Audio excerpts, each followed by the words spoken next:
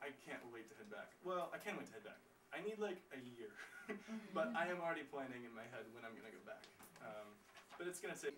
Are there any Christian Arabs? Absolutely. 20% of the Christian, 20% of the Arabs in the West Bank are Christian. They're about. It could be a little bit less. Could be a little bit more. I think I saw you next. Yeah, I had read here that with the popular resistance that Israel had done a sort of closure on Berlin and I'm not sure where else, where they would not allow internationals in or Israelis that were supporting the Friday demonstrations to go into the area. Yeah, two of the very famous. Well, sorry, what was your question? Is that true? Yeah, it is true.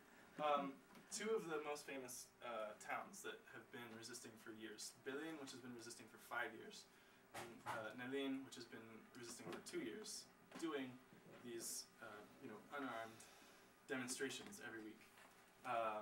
They created a closed military zone that will last for 6 months every Friday, which means that internationals and Israelis can't go. That happened, I think, 3 weeks ago, and the Friday after it happened, 25 Israelis and 10 internationals went to Berlin, and about the same numbers went to Berlin, and were expecting to be arrested, and nothing happened. The demonstrations happened like normal. So, don't let that stop you. Yes, ma'am. First of all, thank you for giving voice for the voiceless. It's a great thing. And then for opening up our eyes too, because we tend to get a biased information on this side of the ocean. And my question for you is, who are the settlers? Where do they come from? And the other question is, I'm not sure whether I'm saying this correctly, but most of the military is new immigrants called the falashas. Is that true? Okay, so first, where are the settlers from? A lot of the settlers are, there's a lot of different kinds of settlers.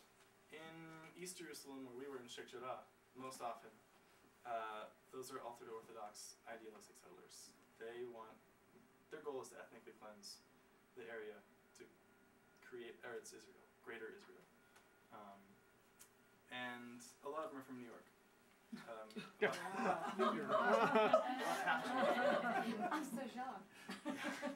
And I mean, there's I have nothing against New York necessarily, but a lot of them happen to be from New York. There's a settlers organization based in New York that funds a lot of their travel and their lifestyles there, with the goal of ethnically cleansing that area. There's also other. I mean, there's like I said in Meladumim, which is, I think it's the largest, maybe one of the largest settlements in the West Bank. A lot of those people just feel like they're living in another neighborhood. They're not, but they're not necessarily economic settlers because there's a stipend paid to a lot of, or at least there's tax breaks for a lot of settlers.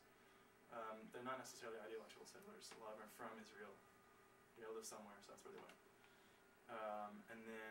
But then there's also economic settlers because there's an economic incentive tax-wise, and there's organizations like the one in New York that funds them. So yeah, you sort of get a variety of settlers. Is it? Oh yeah, the military. Well, everyone in Israel has to do 1 year or potentially 2 years of military service. So it's not necessarily just new immigrants. It's not like in the United States where there's sort of a class draft, It's a draft. You have to, you get out of high school, so you have all of these 18-year-olds all over the West Bank wielding M16s who are doing their military service. I hope I'm not taking too much time. One more question. What is the extent of the involvement of the US-based churches in the settlement? In the settlement? Oh, yeah. So there's two kinds of Zionists as well. There's many kinds of Zionists, but religion-wise, there's Jewish Zionists and there's Christian Zionists. And I'm not a theologian, but my understanding is basically they both agree that Jews have to inhabit all of Palestine, all of the Holy Land, in order for the next thing to happen. So part of that's building, for Jews it's building the third temple on the Temple Mount. For Christians, I think it's, I don't fully understand it. Yeah, the United States, exactly.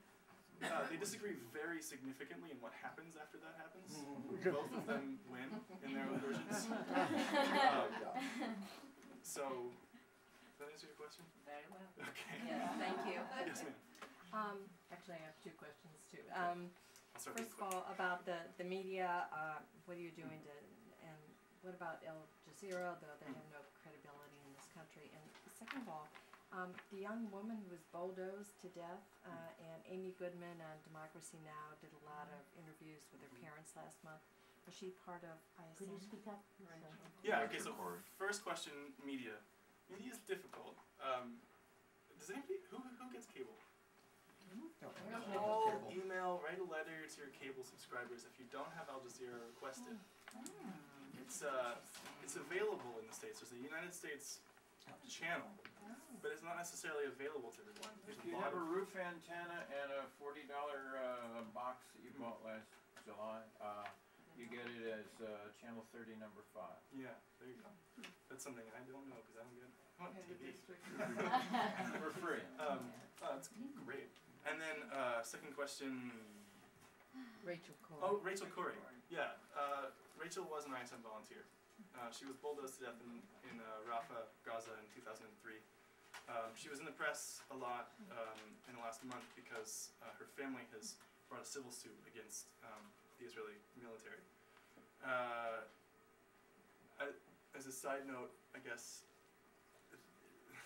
those investigations, as expected, were, I think, very difficult. Some of the ISM volunteers who hadn't been to Israel or Palestine since then came back to testify and stayed with current ISM volunteers and described the questioning process as a grueling 8 hours of investigation, which involved 15 minutes of what happened that day and 7 hours and 45 minutes about what ISM is and how it supports terrorism. So we have high hopes for that trial. Okay, yes, ma'am. Well, it looks like you got some really good pictures and close-up pictures. Was there ever a threat someone was going to try to take your camera? That's the first thing I thought of. That's a great question. You can take my camera. So our apartment that we stayed in when we needed sleep or a shower or to keep our stuff is in Area A.